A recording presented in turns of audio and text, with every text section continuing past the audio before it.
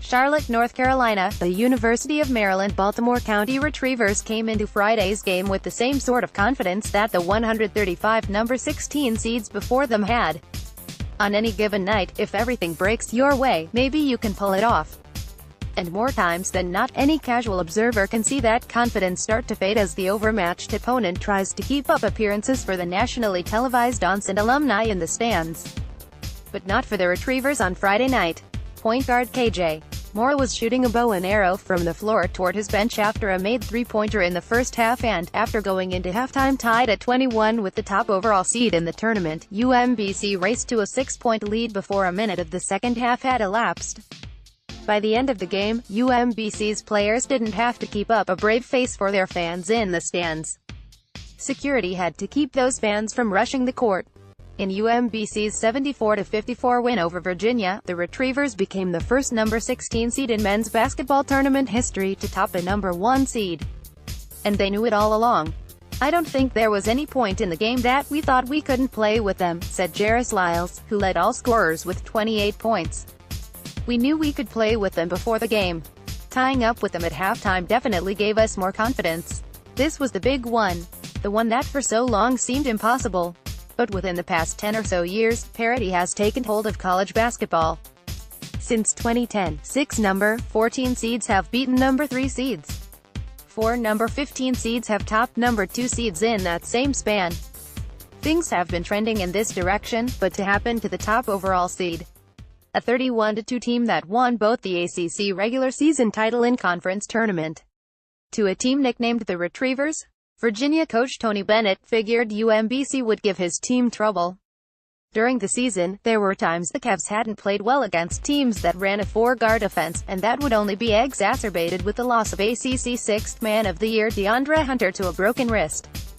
Lyles is a fantastic scorer, Moore is a tenacious defender, and both Arkell Lamar and Joe Sherburne can hit from outside. Without DeAndre, I thought we had enough with what we had, but that allowed us to sometimes switch and he could. His versatility helped us.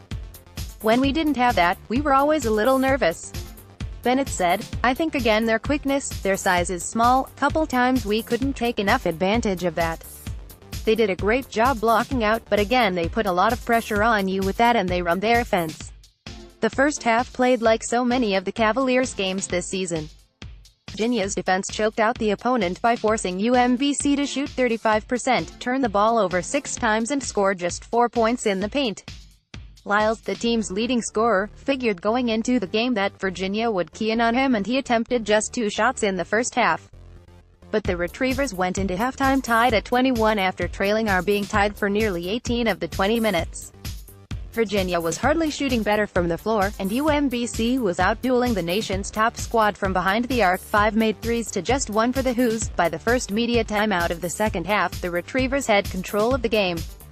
They started the half on a 13-3 run that included 9 points from Sherburne. "In the first half I passed up a couple threes and that really angered my teammates," Sherburne said. "So in the second half I made sure I got some off. And there was one I missed and Arkell got the rebound, passed it right back to me. I thought about doing an extra pass over to KJ, but I knew everybody was going to yell at me if I didn't shoot that one too. I just let it go." Virginia let it go, too. The Cavaliers never got the deficit to single digits after Sherburne's 3 with 16:23 left in the game.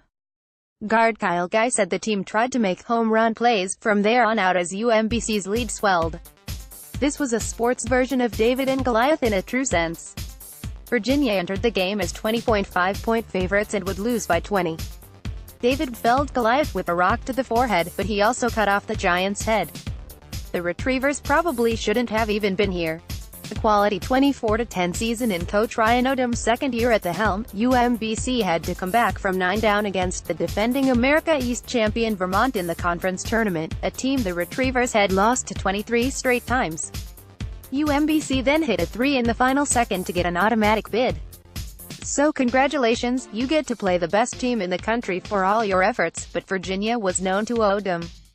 His father, Dave, was an assistant at Duval from 1982 to 1989 before returning to Wake Forest as the head coach. The younger Odom was a ball boy for that 1982 team. He still remembers sitting under the basket for Ralph Sampson's final points in University Hall, walking past all the ACC coaching legends and even rebounding from Michael Jordan when the Heels came to town. Bennett revitalized that Virginia dominance of yesteryear that Odom saw firsthand as a ball boy. 3 of Virginia's 430-plus win seasons have come under Bennett.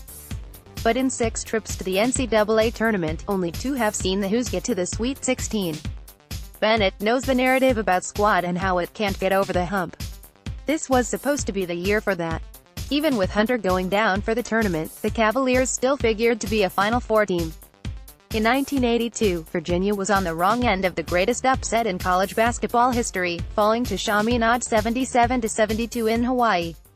36 years later, the top-seeded Cavaliers found a way to one-up Sampson's squad. "We talk about it all the time. The adulation, the praise, it comes, and we got a lot of that this year," Bennett said. "Then on the other side, there'll be blame and people pointing that out.